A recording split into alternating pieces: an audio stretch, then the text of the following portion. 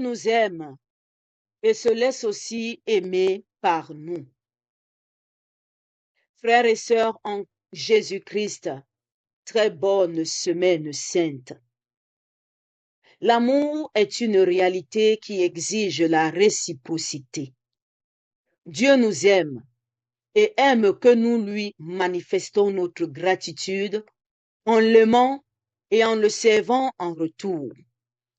Dans l'évangile de ce jour, Marthe et Marie et Lazare offrent à Béthanie une fête en l'honneur de leur grand ami Jésus. Jésus prend part à ce festin avec beaucoup de plaisir. Il accepte volontiers le soin que Marie lui administre en lui embaumant les pieds avec du bon parfum. Il savoure sans réserve cet instant de plaisir qui précède le moment le plus douloureux de sa vie, sa passion et sa mort. Judas, par égoïsme, sous le prétexte de l'économie et de la charité envers les pauvres gens, veut s'interposer à l'amour que reçoit le Christ de ses amis. Il est manifeste que si l'amour de Dieu est gratuit et n'oscille pas en fonction de notre réponse, il n'en demeure pas moins qu'il attend de nous une réponse favorable. Être aimé sans aimer en retour empêche de jouir véritablement à l'amour reçu. Si quelqu'un m'aime et que moi je ne l'aime pas en retour, je ne saurais me réjouir librement de l'amour gratuit qu'il me donne. Comment donc puis-je aujourd'hui répondre à l'amour de Jésus pour moi? Comment puis-je faire la fête en son honneur? Comment puis-je lui verser le parfum sur les pieds? Oui, Jésus dit à Judas, et c'est vrai, que nous ne manquerons jamais de pauvres. Les pauvres sont autant de Jésus que nous pouvons soigner. Pendant ce temps de carême finissant, quelle est la place que j'ai réservée aux pauvres dans ma vie? Combien de fois suis-je allé à leur rencontre? Aimer Jésus, c'est prendre soin des pauvres et des nécessiteux. Ne nous arrive-t-il pas de réagir comme Judas, à savoir penser que manifester notre amour pour Jésus est un gâchis? Ne nous arrive-t-il pas de critiquer par jalousie ceux qui autour de nous se battent tous les jours pour rendre les autres heureux? Prions. Dieu qui nous aime et veut que nous l'aimions en retour, nous te supplions de nous pardonner notre indifférence à ton amour et accorde-nous la grâce de t'aimer à travers ceux qui ont besoin de notre service, particulièrement les plus démunis. Par Jésus, le Christ notre Seigneur. Amen. Loué soit Jésus-Christ à jamais. Frères et sœurs enfants de Marie, le carême tire à sa fin. Nous sommes entrés dans la semaine sainte et nous commençons cette semaine par cet évangile qui nous présente l'amour donné, l'amour reçu. Et c'est exactement ce que nous allons vivre tout au long de cette semaine. C'est ce que nous allons vivre le vendredi saint. L'amour donné, l'amour reçu. Et c'est ce que nous allons vivre le dimanche de Pâques. L'amour donné, l'amour reçu. Dieu nous aime pour ce que nous sommes pour lui, ses enfants, ses créatures. Il ne nous aime pas à cause de notre foi ou à cause de notre confiance que nous avons envers lui. Il nous aime tout simplement parce que nous sommes ses enfants. Et il nous aime tels que nous sommes. Son amour n'est pas critique, bien au contraire. Son amour est un baume qui nous donne force et courage.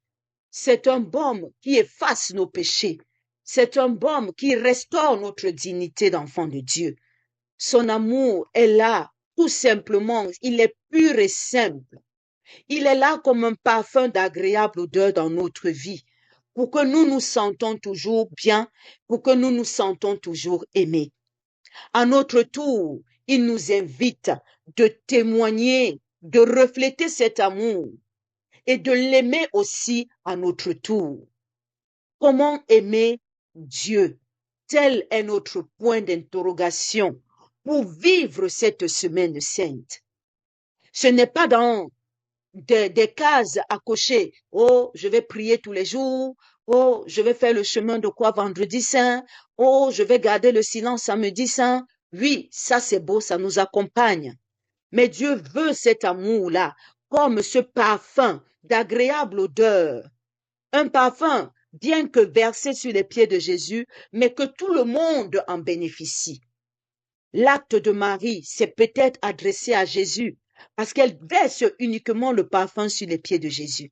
Mais cette odeur n'est pas seulement agréable à Jésus, mais c'est agréable à tous ceux qui sont dans cette maison et tous ceux qui entreront dans cette maison. C'est de cet amour-là que Dieu veut dans notre vie en cette semaine. Il veut que nous soyons un parfum d'agréable odeur. Bien que nous soyons ce parfum, que nous sommes ce parfum que nous déversons au pied de son trône, que ce parfum puisse parfumer nos vies et celles de nos frères et sœurs en humanité. Et ça passe par la réconciliation, ça passe par le pardon, ça passe par l'amour du prochain. Si tu n'aimes pas ton frère, tu ne peux pas être un parfum d'agréable odeur dans sa vie. Si tu ne lui pardonnes pas ses offenses, tu ne peux pas être un parfum d'agréable odeur dans sa vie. Si tu ne le soutiens pas, tu ne peux pas être un parfum d'agréable odeur dans sa vie. Alors le Christ, en nous invitant à être ce parfum d'agréable odeur, en nous invitant à être l'amour, à restituer l'amour qu'il nous a donné, il nous invite à nous aimer les uns les autres, à nous pardonner les uns les autres, à nous soutenir les uns les autres, parce que les temps durs arrivent, les temps d'épreuve, de tentation, de désert profond arrivent, et il sait que nous sommes épuisés par le long parcours que nous avons eu à faire dans le désert avec Jésus. Il sait que les esprits commencent à ressentir le poids de la fatigue. Alors il installe cet enseignement pour nous rappeler de puiser dans l'amour qu'il nous donne, pour nous aimer les uns les autres, pour nous soutenir les uns les autres, pour nous pardonner les uns les autres, pour nous réconcilier et pour que dans cette unité, le mal, dans l'obscurité de la croix du vendredi saint ou du silence du tombeau le samedi saint ne nous divise pas, mais que nous restons forts et unis dans son amour. Voilà l'enseignement que le Seigneur me demande de partager avec vous ce matin, frères et sœurs, enfants de Marie. Nous entrons dans une semaine sainte, mais c'est une semaine de tous les combats. Et le combat se fera plus ardent que quand nous étions dans le désert avec Jésus. Ça va être plus difficile parce que nous nous rapprochons du sommet de l'amour, la mort et la résurrection du Christ.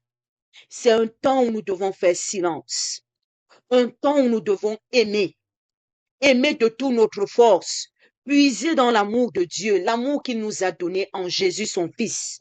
Parce que Jésus est déjà en marche et il est guidé par l'amour qu'il a pour nous. Il est guidé par l'amour que son Père lui a donné et qu'il transfère sur nous. C'est cet amour qui lui donne la force d'accepter la condamnation injuste.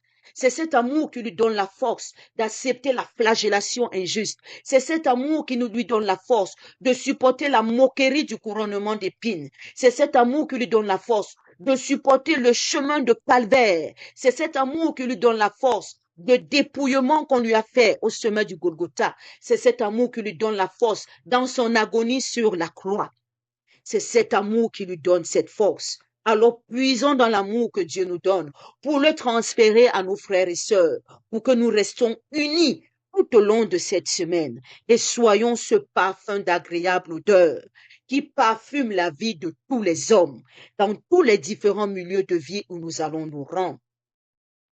Que le Christ Jésus, en cette semaine sainte, nous inonde de son amour, qu'il parfume nos vies de son amour, pour que ce parfum qui est d'agréable odeur dans notre vie, nous puissions également le reverser dans notre quotidien, pour qu'il parfume la vie de nos frères et sœurs en humanité, surtout les pauvres, les démunis, les malades, les orphelins, les rejetés, les exclus. Allons auprès d'eux pour leur apporter ce parfum d'agréable odeur qu'est l'amour de Dieu. Loué soit Jésus-Christ à jamais. Bénissons le nom du Seigneur. Nous rendons grâce à Dieu. Amen.